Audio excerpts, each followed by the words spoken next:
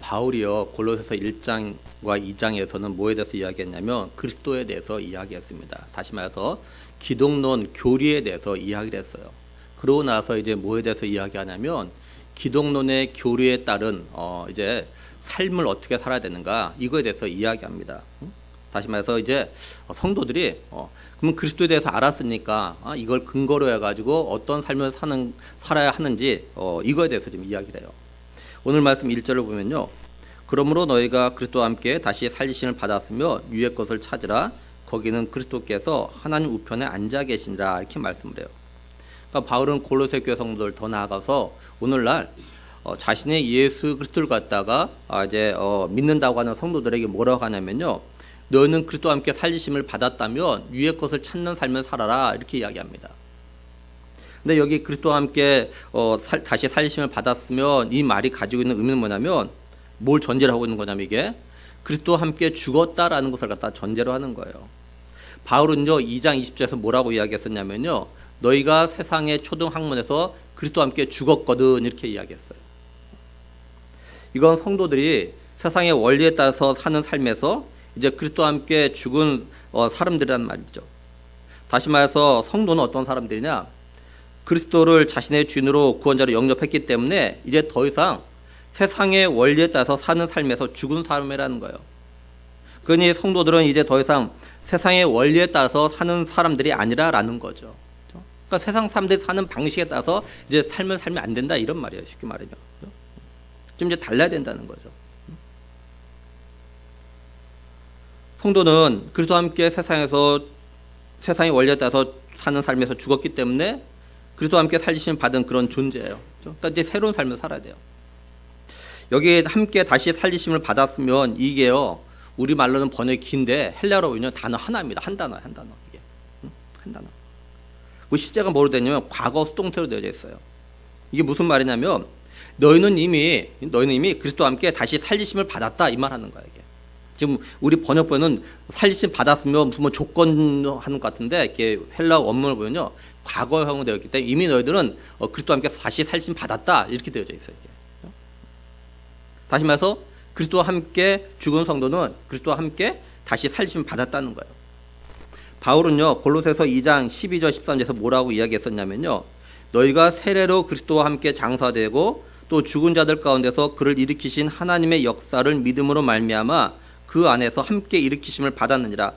또 범죄와 육체의 무할례로 죽었던 너희를 하나님이 그와 함께 살리시고 우리의 모든 죄를 사하시고 이렇게 말씀했어요. 그러니까 하나님께서 그리스도와 함께 죽은 성도들 갖다가 그리스도와 함께 살리셨다라는 거죠. 여기 그리스도와 함께 죽었다, 그리스도와 함께 살리셨다라는 말이 가지고 있는 의미가 뭐냐면 우리 성도들은요 그리스도와 하나라는 거예요. 우리 성도들은 그리스도와 연합한 자 또한 그리스도께 붙어있는 자라는 겁니다. 2장 19절에서 뭐라고 이야기했냐면요 온몸이 머리로 말미암아 마디와 힘줄로 공급함을 받고 연합하여 하나님이 자라게 하심으로 자라느라 이렇게 말씀했어요. 이처럼 교회와 또한 성도는 교회 머리가 되신 예수 그리스도와 연합되어 있는 그런 존재인 겁니다. 그렇죠? 다시 말하면 성도는 그리스도와 하나예요. 하나. 우리 성도들이 어떻게 해서 그리스도와 함께 연합한 자가 되었냐면요 하나님께서 우리에게 주신 은혜에 의해 가지고 우리가 예수 그리스도께서 나의 죄를 대신해서 십자가에 못 박혀 죽으셨고 그래서 나의 구원자가 되셨음을 갖다 믿음으로 연합한 자가 이렇게 된 겁니다. 이거에 대해서 에베소 2장 5절에서 뭐라고 말씀하고 있냐면요 허물로 죽은 우리를 그리스도와 함께 살리셨고 너희는 은혜로 구원을 받은 것이라. 그리고 8절에 너희는 그 은혜에 의하여 믿음으로 말미암아 구원을 받았으니 이렇게 말씀하죠. 우리들이 그리스도와 함께 살리심을 받은 게 은혜예요. 그죠? 또 하나님이 우리에게 은혜를 주셨기에 우리가 그리스도와 함께 살리심을 받았다는 걸 믿어서 구원을 받게 된 거죠. 바울이 갈라디아서 2장 20절에서 이렇게 고백했어요. 잘하는 말씀이에요. 내가 그리스도와 함께 십자가에 못 박혔나니 그런즉 이제는 내가 사는 것이 아니요 오직 내 안에 그리스도께서 사시는 것이라. 이제 내가 육체 가운데 사는 것은 나를 사랑하사 나를 위하여 자기 자신을 버리신 하나님의 아들을 믿는 믿음 안에 사는 것이라. 근데 사실 바울이 직접 그리스도와 함께 십자가에 못 박힌 건 아니잖아요. 그렇죠? 바울이 그리스도와 함께 십자가에 못 박히지 않았다고 같이요. 근데 바울이 자신이 그리스도와 함께 십자가에 못 박혔다 이렇게 말하고 있다고요. 이건 바울이 다메섹에서 예수님을 만난 다음에 하나님의 구원의 은혜를 깨닫고 나서 고백하는 거죠. 예수님께서 자신과 같은 죄인의 괴수를 갖다가 죄와 죽음에서 구원하기 위해서 십자가에서 못 박혀 죽으셨다는 걸 깨닫고 또 이걸 갖다 믿은 거예요. 그리고 그 예수님을 갖다가 자신의 구원자로 영접했다라는 걸 갖다 말하는 겁니다. 다시 말해서 예수님이 나의 과거와 현재와 그리고 미래의 모든 죄를 갖다 짊어지시고 십자가에 못 박혀 죽었다는 것을 갖다 믿을 때 그게 바로 우리가 그리스도와 함께 십자가에 못 박히게 되는 거예요. 쉽게 말해서 예수 그리스도께서 십자가에 못 박혀 죽으신 게 내 죄를 대신해서, 다시 말해서 내 대신 죽으신 거니까 결국 내가 죽은 거는 마찬가지잖아요.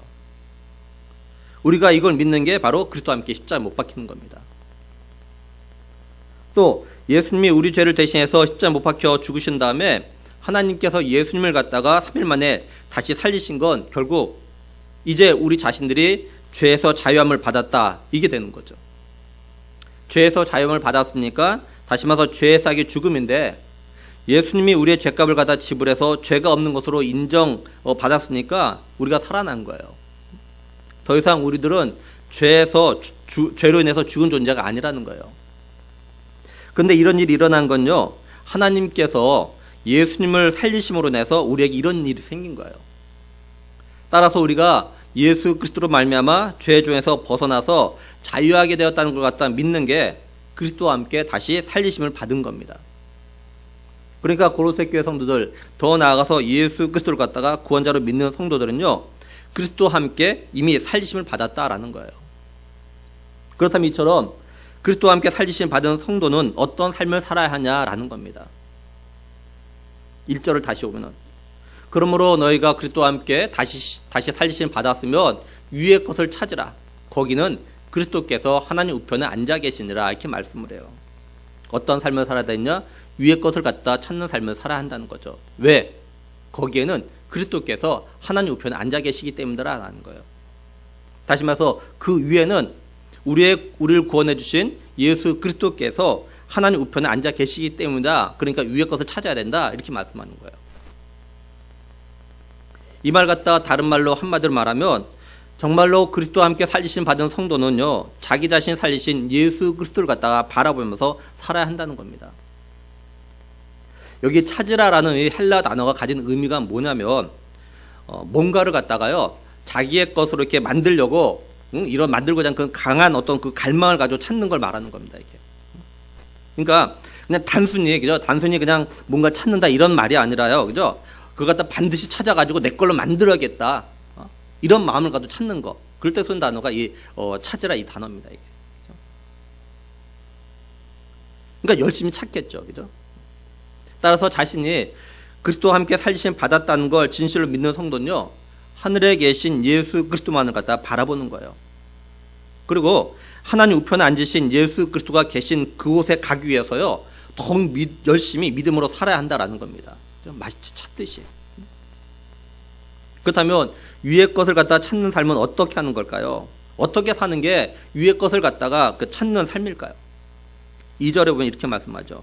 위의 것을 생각하고 땅의 것을 생각하지 말라. 공동번역 개정판은요, 여러분은 지상에 있는 것들에 마음을 두지 말고 천상에 있는 것들에 마음을 두십시오, 이렇게 번역했어요.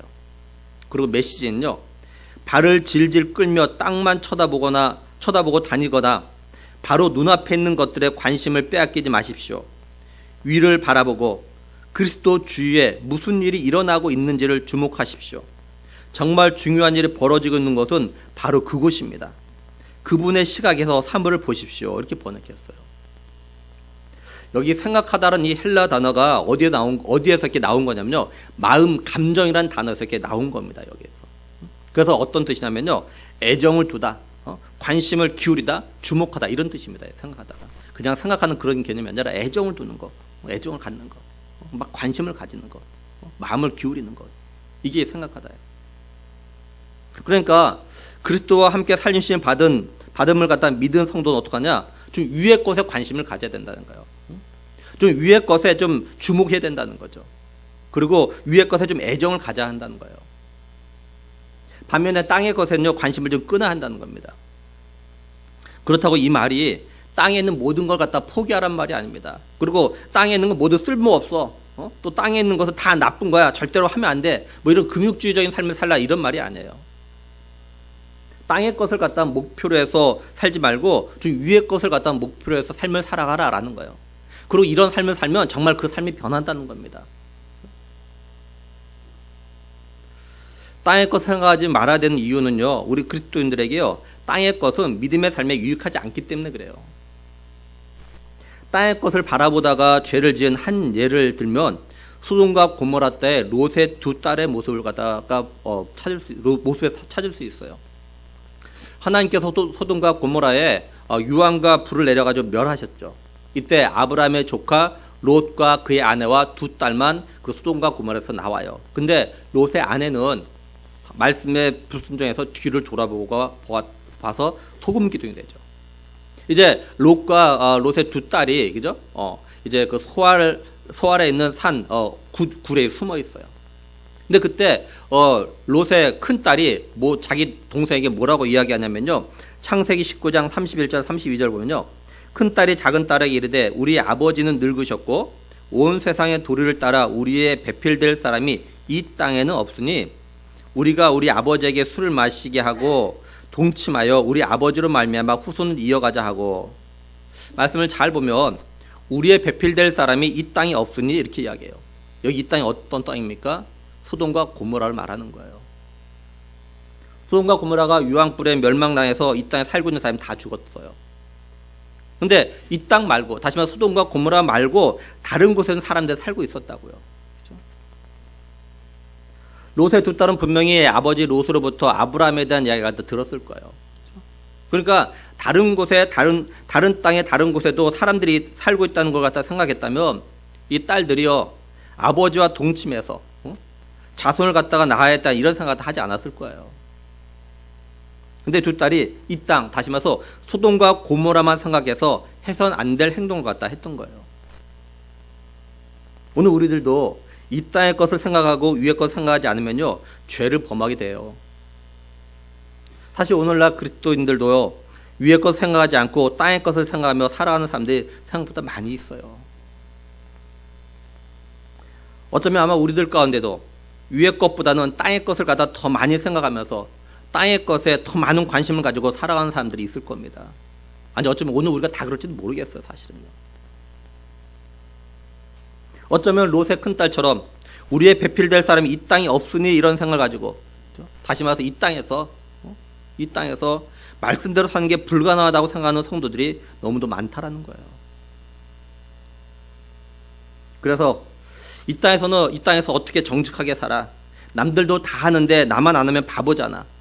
남들도 다 편법을 사용하고 잘만 사는데, 뭐 다른 성도, 다른 직분자, 심지어는 다른 목회자도 편법을 사용하고 법을 어기고 적당히 세상과 타협하면서 잘만 사는데 이러면서 살아가고도 있다라는 거예요. 근데 사실 이렇게 살지 않는 믿음의 사람들도 있어요. 많이 있어요. 이런 사람들도. 정말로 믿음대로 살려고, 말씀대로 살려고, 손해도 좀 보고 불편해도 불법이나 편법을 사용하지 않냐고 정말 정직하게 살려고 하는 믿음의 사람들이 많이 있다고요. 그런데 이런 사람들이 자신의 주변에, 또 자신이 일하고 있는 일터에, 심지어는 교회 안에서 자신과 친하게 되는 사람 가운데 이런 사람도 없다는 거죠. 그러니까 나도 그렇게 산다는 거예요. 근데 이런 생각, 다시 말해서 땅의 것을 생각하는 건요 그리스도와 함께 살리심을 받은 성도가 가져서는 안 된다라는 거예요. 그리스도와 함께 살리심을 받았다는 걸 믿는 성도는요 항상 위의 것, 먼저 그의 나라와 그의 의를 구하는 삶에 좀 관심을 갖다 기울여야 되는 거예요. 먼저 그의 나라와 그의 의를 구하는 삶에 좀 주목을 해야 한다는 거예요. 먹고 사는 문제에 관심을 가지지 말라는 말이 아닙니다. 이것보다 먼저 하나님 나라를 갖다 생각하는 삶을 살면 이 땅에서 먹고 사는 문제는요 하나님께서 다 해결해 주신다는 거예요. 이걸 또 다른 말로 하면 우리들이 진실로 하나님께서 죄와 죽음 가운데 있던 나를 갖다가 예수 그리스도로 말미암아 살리신 그 은혜를 갖다가 정말 우리가 생각한다면 우리의 마음과 안심이 어디에 있어야 되냐? 바로 하나님의 구원의 은혜에 있어야 한다는 거예요. 그래서 내가 어떻게 하면 그 은혜에 조금이라도 보답할까? 이런 생각을 갖다 가지게 되는 거예요. 그럴 때. 그렇죠? 이건 사실 오늘 우리들도 생활 가운데, 삶 가운데 이렇게 하고 있잖아요. 그렇죠? 뭐 저도 개인적으로 제게 관심을 가져주고 늘 마음을 쏘아주는 분들에게요, 내가 어떻게 하면 내게 베풀어진 걸 갖다 조금이라도 갚을까, 보답할까, 사실 이런 마음을 늘 가지고 있어요. 그래서 이런 분들 위해서는 뭐 죄송하지만 더 기도하게 되고 그분들에게 더 관심을 가지게 되고 더 마음을 써요, 솔직히. 근데 여러분들도 그러잖아요, 솔직하게. 저만 그런 게 아니잖아요.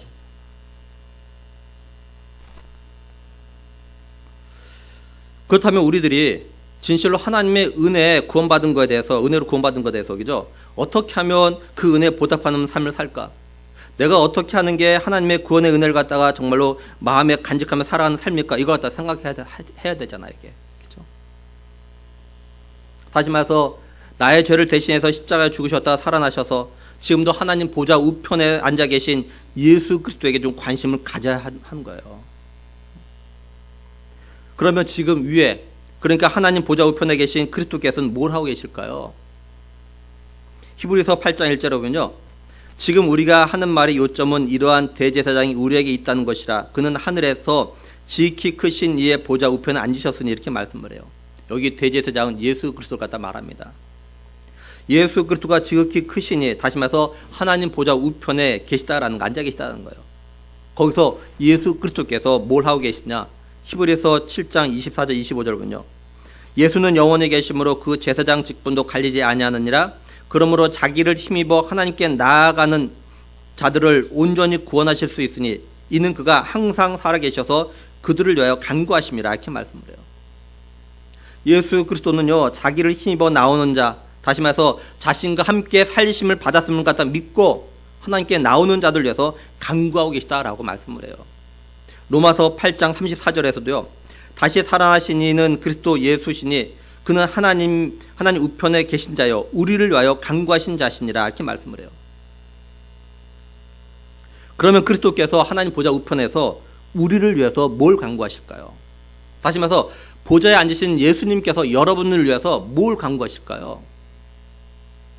참고로 디모데전서 2장 1절에 보면요, 그러므로 내가 첫째 권하노니 모든 사람을 위하여 간구와 기도와 도구와 감사하되, 이렇게 말씀해요. 이건 바울이 자신의 영적 아들 디모데, 목회자인 디모데에게요, 이렇게 권면하는 그런 말씀입니다. 여기에 말씀 잘 보면 간구, 기도, 도구라는 단어가 나와요. 이건요 다 기도입니다. 기도에. 근데 이 단어의 쓰임이 조금씩 다릅니다. 저 간구라는 헬라어 단어가 가진 의미가 뭐냐면요, 부족, 가난, 결핍, 이런 뜻을 담고 있어요. 그러니까 하나님께 간구한다는 게 무슨 말이냐면, 내가 뭐가 부족하니까, 내가 뭐가 필요하니까 이걸 주세요, 채워주세요 할 때 하는 것이 간구입니다. 그때 저 단어, 간구라는 단어 쓰는 거예요. 또 기도는 하나님을 부르는 거예요. 그러니까 기도는 하나님과의 관계에서 하나님을 찾는 겁니다. 하나님과 이야기하게 하는 것이 기도예요. 그리고 도구는 다른 사람을 위해서 하나님께 간구하는 것이 도구입니다. 이 도구란 말을 오늘날 우리는 잘 사용하지 않고 중보라는 말을 갖다 좀 사용을 많이 해요. 근데 사실 신학적인 면에서 보면요, 중보는요 오직 예수 그리스도만 할 수 있습니다. 그래서 우리가 중보라는 말보다는요 사실은요 도구의 기도가 더 이렇게 성경적이에요. 중보 기도보다는요 사실 도구 기도가 더 성경적입니다. 그럼 하나님 보좌 우편에 계신 그리스도께서 우리를 위해서 간구하시는데, 다시 말해서 예수님이 우리 한 사람 한 사람의 이름을 불러가면서 우리의 부족함, 우리의 결핍, 이거에 대해서 간구하시는 건데, 그렇다면 예수님께서 오늘, 그죠? 우리의 어떤 부족함, 어떤 결핍, 어떤 가난함을 위해서 기도하고 계실까요? 간구하실까요? 쉽게 예를 들어 말하면 예수님께서 시영이는 뭐가 부족해, 뭐가 더 필요하구나 이러면서 이걸 위해서 간구하신다는 거죠. 그렇다면 우리들이 이런 예수님에게 좀 관심을 좀 가져야 한다는 거예요. 예수님이 생각하시는 나의 부족함, 결핍은 뭘까? 다시 말해서 예수님이 나를 보실 때 내가 부족한 게 뭐라고 생각하실까? 내가 뭘 좀 더 열심히 하길 바라는 기도를 갖다 하고 계실까? 또는 내가 뭘 좀 고치길 바라는 그런 기도를 갖다 예수님이 하고 계실까? 이런 생각을 좀 해야 돼, 이게. 정말 우리 자신들이 그리스도와 함께 살리심을 받았다는 걸 믿는다면, 그죠? 우리 각자 한번 좀 생각해 봤으면 좋겠어요.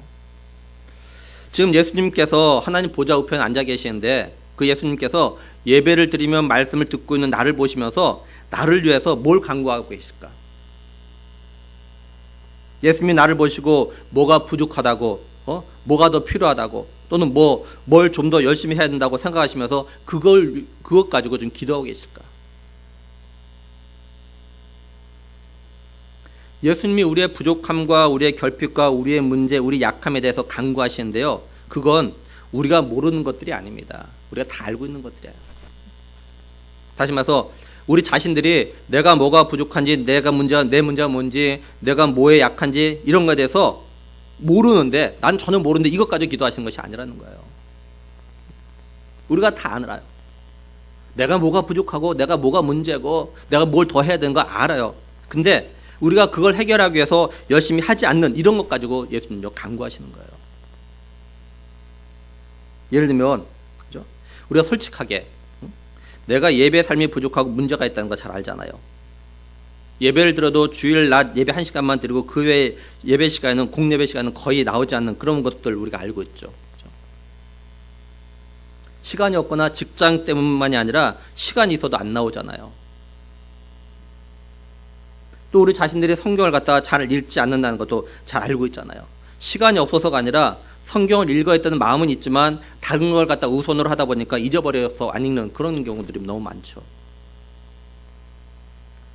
그리고 우리가 기도의 삶을 살아야 하는데 잘 안 살잖아요. 기도해야 하는 건 아는데 기도를 갖다 잘 안 하고, 또 기도다운 기도를 갖다 제대로 하지 못하거나 안 하고 있다는 거 우리가 사실 잘 알고 있잖아요. 그 외에 하나님께서 주신 은혜에 대해서 감사하면서 믿음으로 헌금해야 된다는 걸 아는데 또 잘 안 하잖아요. 다른 곳에 돈을 쓰는 건 아깝지 않게 막 사용하면서 하나님께 감사함을 드리는 헌금은 아까워서 드리지 못하는 그런 경우들도 있잖아요. 보면은. 또 정말 우리가 성경 말씀대로 사랑해야 하는데 그렇게 못하고 있다는 것도 우리 자신들 잘 알고 있고요. 예수님이 바로 이런 부분에 대해서 우리를 위해서 간구하고 계신다는 거예요. 우리가 좀 더 믿음의 삶에 관심을 가지고, 다른 말로 하면 위의 것에 관심을 가지고 살아갈 수 있는 그런 성도들이 될 수 있기 위해서 예수님이 간구하고 계시다고요. 우리가 예수님이 지금도 하나님 보좌 우편에서 우리의 부족함, 우리의 연약함, 결핍, 문제 등에 대해서 간구하고 계시는데 이걸 믿는다면요, 우리들도 우리 자신의 연약함과 부족함 이런 문제에 대해서 좀 관심을 가지고 기도를 좀 해야 돼요. 또한 이걸 갖다가 믿음으로 해결하려고 노력을 해야 되잖아요. 이게 진짜 그리스도와 함께 죽었다가 함께 살리심 받았다는 걸 믿는 성도의 삶의 모습이라는 거예요. 이게 아주 쉬운 예로, 가정에서 부모가 자녀들을 볼 때, 그죠? 내 자녀가 뭐가 부족하고 뭐가 필요하고 뭐가 연약하고 이걸 갖다 안다고요. 그죠? 그래서 이걸 갖다 좀 도와주고 해결해 주려고 수고하면서, 그죠? 노력하잖아요. 그러면은 자녀도 자신의 부족함과 연약함과 문제 등에서 이걸 갖다 해결해 보려고 노력을 해야 되잖아요. 예를 들어서 수학이 약해서 수학을 잘 못해가지고 과외를 시켜든지 학원을 보내주면 열심히 공부해야 되잖아요. 그래야 뭔가 좋으면 달라지잖아요. 근데 부모는 이런 수고를 하는데 자녀가 열심히 안 하면 아무것도 달라지지 않는 거예요. 예수님께서 하나님 보좌 우편에서 우리의 그 약함과 부족함, 연약함을 위해서 간구하시는데 우리가 하지 않으면 안 돼요. 몇 번 말씀드렸지만요, 하나님은, 성령 하나님은요 인격적이셔, 인격적. 그래서 웬만하면요 강제로 하지 않나요. 강제로. 어차피 우리가 같은 내 의지가 약하니까 하나님께서, 정말 예수님께서 막 강제적으로 날 시켰으면 좋겠다, 그런 마음이 있는데 그때까지 기다리는 사람이 있다면 그건 오해예요. 절대 그렇게 안 돼요. 정말로 극단적인 경우가 아니군요. 인격적이시기 때문에 그렇게 안 하셔요. 그러니까 하나님, 예수님 계속 기도하시는 거야. 마치 부모가 자녀를 보고 안타까운 마음으로 계속 기도하듯이 예수님이 그렇게 기도하고 계시다고요. 그러니까 그걸 아는 성도는, 내가 예수님 나를 위해서 그렇게 기도하시는구나, 이걸 알고 내가 그럼 어떻게 삶을 살아야 될까 노력을 해야 된다는 거예요. 노력을. 그러면 예수님이 하나님 우편에서 우리를 위해서 왜 그렇게 간구하실까요? 왜 우리의 부족함과 우리의 결핍을 위해서 이런 것들이 채워지고 풍성해지기 위해서 예수님이 간구하실까요? 3절 4절군요. 이는 너희가 죽었고 너희 생명이 그리스도와 함께 하나님 안에 감추어졌습니다. 우리 생명이신 그리스도께서 나타나실 그때 너희도 그와 함께 영광 중에 나타나리라 이렇게 말씀을 해요. 반복되고 있는 단어가 있죠. 그리스도와 함께. 다시 말해서 성도들은요, 그리스도와 하나 한 몸이라는 거예요. 다른 말로 하면 성도는요, 살아도 그리스도와 함께 사는 거고 죽어도 그리스도와 함께 죽는 거라는 겁니다. 그런 존재라는 거야, 성도는. 다른 말로 한다면 성도는요, 그리스도 한 가족이에요. 그래서 예수님께서 우리의 부족함, 결핍, 문제에 대해서 지금도 하나님 우편에서 그걸 위해서 간구하시는 거예요. 로마서 6장 2절에 보면 죄에 대하여 죽은 우리가 이렇게 말씀을 해요. 우리 성도들은요, 이미 죄에 대해서 죽은 존재예요. 다시 말해서 우리 성도들은요, 이제 죄의 권세에서 벗어난 사람들이 됩니다. 죄가 더 이상 우리 성도를 갖다 붙잡아 둘 수가 없어요. 다른 말로 하면 죽음이 우리 성도를 갖다 붙잡아 둘 수 없어요. 왜냐? 우리들이 죄에 대해서 죽었기 때문에 그래요. 그런데 이런 일이 우리에게 어떻게 일어난 거냐면요, 바로 예수 그리스도께서 우리의 죄를 대신해서 십자가에서 죽으시고 부활하셨기 때문에 그래요. 그래서 그리스도와 함께 죽었다가 함께 살리심을 받은 우리의 생명이 그리스도와 함께 하나님 안에 감추어진 겁니다. 여기 감추어지다라는 이 단어는 크게 두 가지 의미로 생각해 볼 수가 있어요. 첫째는 숨겨서 보호하신다, 그런 의미예요. 한 예로 사무엘상 25장 29절 보면요, 사람이 일어나서 내 주를 쫓아 내 주의 생명을 찾을지라도 내 주의 생명은 내 주의 하나님 여호와와 함께 생명 싸개 속에 쌓였을 것이요, 이렇게 말씀하죠. 이건 아비가일이 다윗에게 한 말이에요. 이처럼 그리스도와 함께 살리심 받은 성도는요, 하나님께서 그리스도와 함께 그 생명 싸개에 숨겨서 보호하신다는 거예요. 또 하나는요, 숨겨져서 보이지 않는다, 그런 의미예요. 감추었으니까 안 보이는 거죠, 당연히. 우리의 생명이 그리스도와 함께 하나님 안에 숨겨져 있어요. 그래서 하나님 안에서 보면 우리가 살아있다는 것이 보여요. 근데 하나님 밖에서 보면요, 우리가 살아있는지 죽었는지 이게 보이지 않아요. 다시 말해서 그리스도와 함께 살리심을 받고 함께 숨김을 받은 성도의 삶은요, 믿음의 눈으로 보면은 위의 것을 찾는 삶을 살고 있다는 것이 보여요. 근데 세상적인 눈으로 보면요, 위의 것을 찾는 삶인지 아니면 땅의 것을 찾는 삶인지 이걸 갖다 알 수가 없어요. 쉬운 예를 들면 돈을 벌어도 공부를 열심히 해도 하나님 안에 감춰진 성도, 위의 것을 찾는 성도는요, 돈을 버는 목적이 다르고 공부를 열심히 하는 목적이 다르고 또 건강도 자기 건강을 관리하는 목적이 달라요. 자신을 위한 것이 아니라 하나님 나라에서 그렇게 합니다. 그래서 이런 성도는요, 돈을 쏘는 게 다릅니다. 또한 자신의 몸을 사용하는 게 달라요. 이런 성도는 먼저 하나님 나라와 그 의를 구하는데 사용하는 거예요. 근데 세상적인 눈으로 보면 똑같은 것처럼 똑같이 보여요. 왜 그러냐? 똑같이 헌금하고 똑같이 봉사하는 것 같아도, 그죠? 이런 삶이 먼저냐 나중이냐 하는 걸 갖다 보지 못하기 때문에 그래요. 예를 들면 헌금을 해도 월급 받은 다음에 먼저 하나님께 드리는 성도가 있는가 하면 받은 월급 가지고 자신의 생활에 필요한 것 먼저 거기 다 우선 분배하고 남으면 헌금하는 성도가 있어요. 분명히 똑같이 헌금해요. 근데 하나님 볼 때는 다른 거예요, 이게. 똑같은 게 아니에요, 사실은요. 우리가 볼 때 똑같이 보이지만 사실은 그 똑같은 게 아니에요. 그래서 그리스도와 함께 살리심을 받아서 위의 것을 찾는 성도의 생명은요, 그리스도와 함께 하나님 안에서 그리스도와 함께 먼저 그의 나라와 그의 의를 구하는 삶을 갖다가 살아가는데 이게 감추어져 있어가지고 하나님 밖에서는 이런 삶이 보이지 않는 거예요. 쉬운 예를 하나 더 든다면 제가 오렌지 씨와 사과 씨와 키위 씨를 갖다가 이렇게 심어봤어요. 그리고 부지런히 물을 줬어요. 근데 이런 일을 갖다요, 한 달 이상 해도요, 이 싹이 나오지가 않아요. 그래서 혹시 죽었나? 그렇게 생각하면서도 계속 물을 줘봤어요. 그랬더니 한 달을 넘어서 40일, 50일 지나니까 그제서야 싹이 나오더라고요.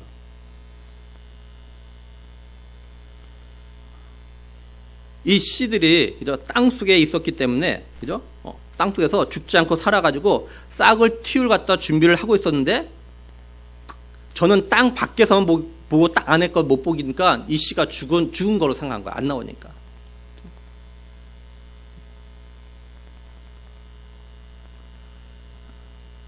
이제 이렇게 그리스도와 함께 하나님의 감추어졌던 우리들이 이제 어떻게 되냐면요. 4절을 다시 보면은 우리 생명이신 그리스도께서 나타나실 그때 너희도 그와 함께 영광 중에 나타나리라. 우리의 생명이신 그리스도께서 나타나실 때, 다시 말해서 예수 그리스도께서 이 땅에 다시 오실 때 우리 성도들이 그리스도와 함께 영광 중에 나타나게 된다, 이렇게 말씀을 해요.